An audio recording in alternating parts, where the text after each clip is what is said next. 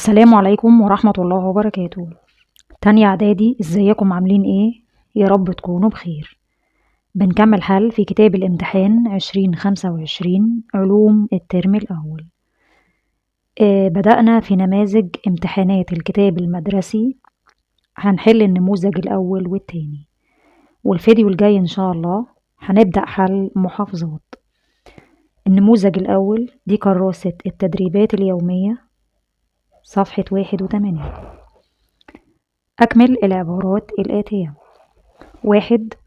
رتب مندليف العناصر على حسب التشابه في خواصها. 2. تمنع طبقة الأوزون مرور الأشعة فوق البنفسجية. وطبعا لازم نحدد متوسطة ولا بعيدة ولا قريبة.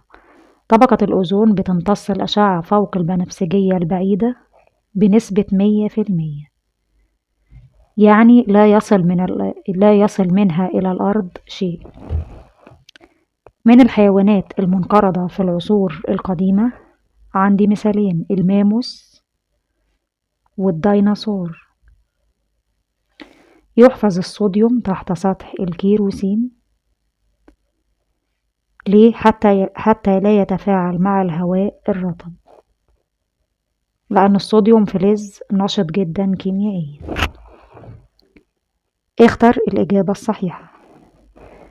1. يبدأ ظهور العناصر الانتقالية ابتداء من الدورة الثانية ولا الثالثة ولا الرابعة ولا الخامسة. في الجدول الدوري الحديث بيبدأ ظهور العناصر الانتقالية من الدورة الرابعة. الاختيار رقم ج. 2. تسمى الطبقة الثانية من الغلاف الجوي بالستراتوسفير ولا السيرموسفير ولا التروبوسفير ولا الميزوسفير.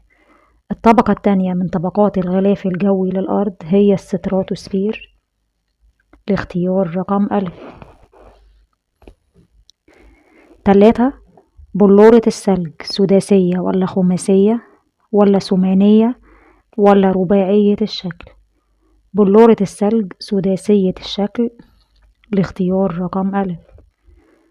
4. توجد حفريات السرخسيات ولا النيمولايت ولا المرجان ولا جميع ما سبق في صخور الأحجار الجيرية بجبل المقطم النيمولايت.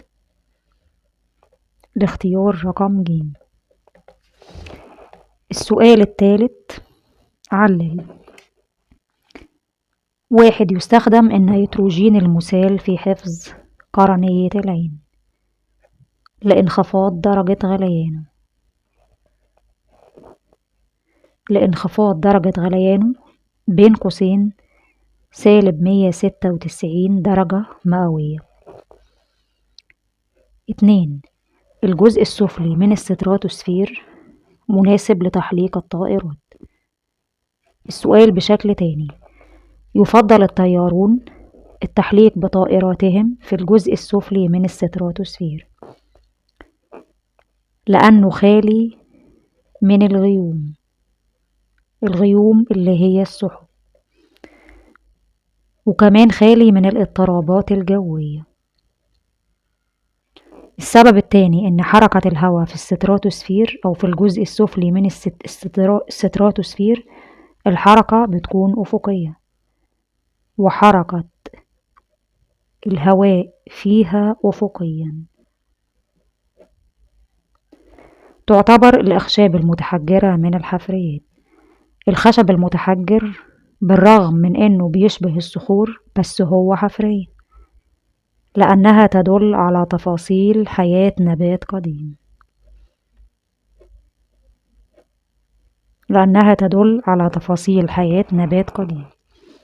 ده علامة صح وعلامة خطأ. 1. تتكون الفئة B من 5 مجموعات. العبارة خطأ. الفئة B بتوجد على يمين الجدول الدوري الحديث. على يمين الجدول الدوري الحديث 6 مجموعات مش 5، اللي هم 3A 4A 3A 4A 5A 6A 7A الصفرية 6 مجموعات. تشير الحفرية المرشدة إلى العمر النسبي للصخور الرسوبية الموجودة بها، العبارة صح. تنتج الهالونات من الطائرات الأسرع من الصوت، العبارة خطأ. اللي بينتج من الطائرات الأسرع من الصوت أكاسيد النيتروجين أو غازات أكاسيد النيتروجين.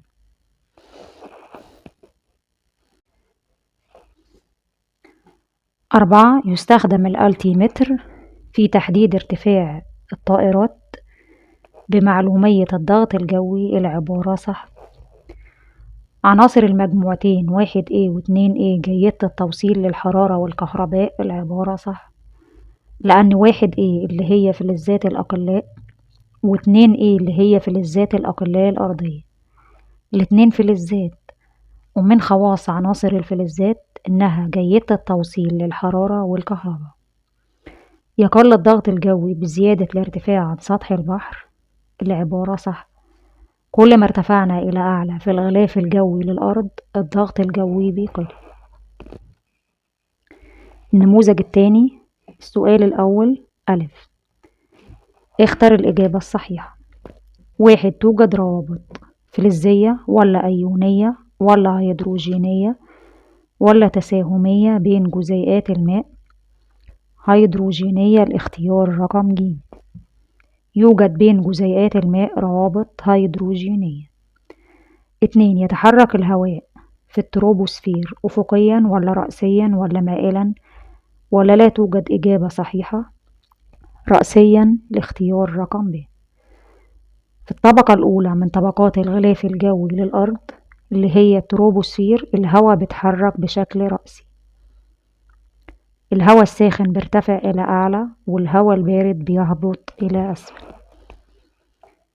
3. حجم غاز الهيدروجين المتصاعد من التحليل الكهربي للماء يساوي ولا نصف ولا ضعف ولا 4 أمثال حجم غاز الأكسجين؟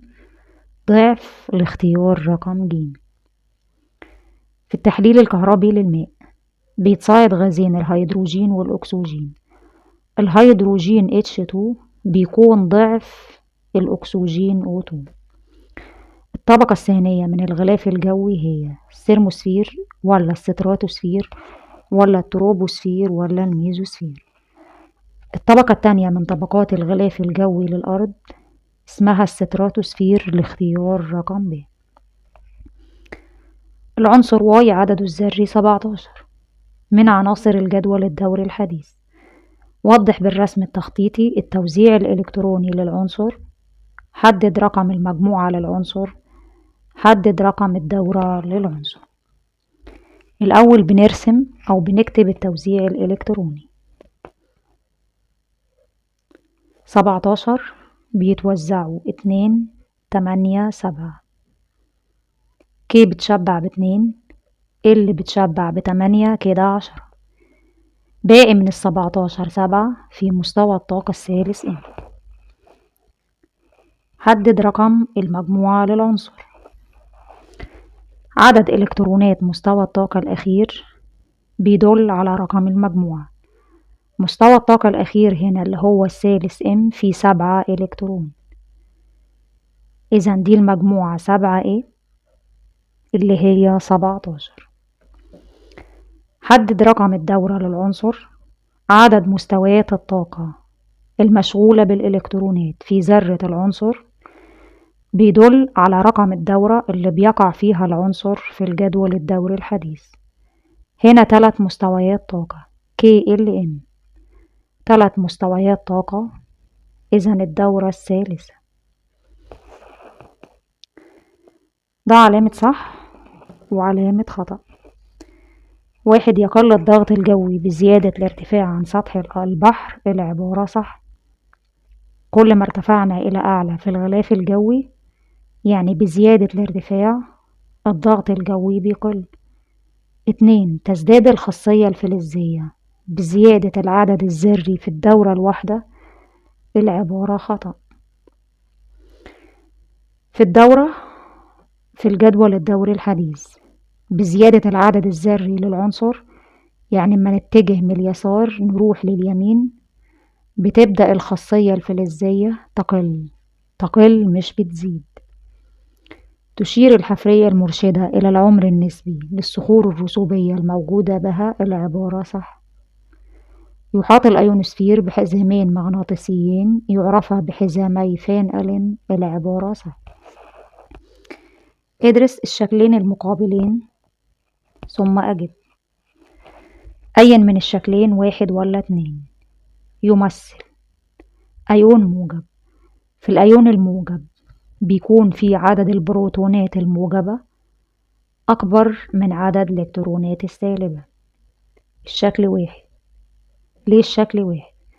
هنا في موجب 11 يعني 11 بروتون موجب الشحنة. حول النواة 2 و8 يعني 10 إلكترون سالب الشحنة. عدد البروتونات الموجبة 11 أكبر من عدد الإلكترونات السالبة 10، إذا ده أيون موجب.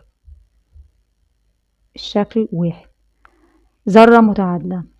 الذرة متعادلة الشحنة الكهربية، يعني فيها عدد البروتونات الموجبة بيساوي عدد الإلكترونات السالبة. في النواة عندي موجب 12 يعني 12 بروتون موجب الشحنة. حول النواة 2 8 2 يعني 12 إلكترون سالب الشحنة. عدد البروتونات الموجبة 12 بيساوي عدد الإلكترونات السالبة 12، إذا دي ذرة الشكل 2. حدد موقع الذرة في الجدول الدوري الحديث موضحا رقم كل من الدورة والمجموع. الذرة اللي هي رقم 2. قلنا عدد مستويات الطاقة بيدل على رقم الدورة. في 3 مستويات طاقة KLM، إذا الدورة الثالثة. مستوى الطاقة الأخير بيدل على رقم المجموعة.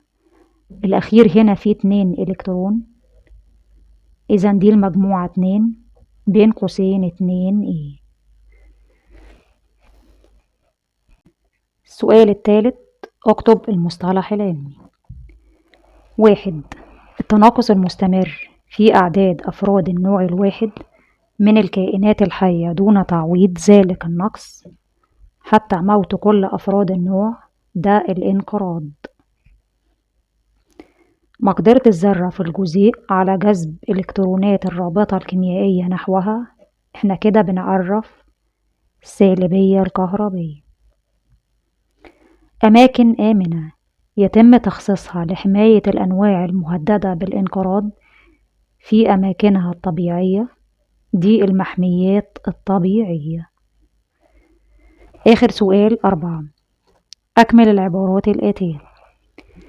1. يحتوي مستوى الطاقة الأخير لعناصر الفلزات غالبا على أقل من 4 إلكترون، يعني لا 1 لا 2 لا 3.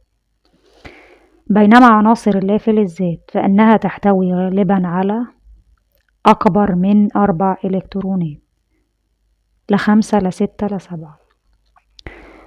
توجد طبقة الأوزون في الستراتوسفير. توجد الحفريات غالبا في الصخور الرسوبية. تسمى عناصر المجموعة 7A أو 17 باسم الهالوجينات. تعتبر المحميات الطبيعية.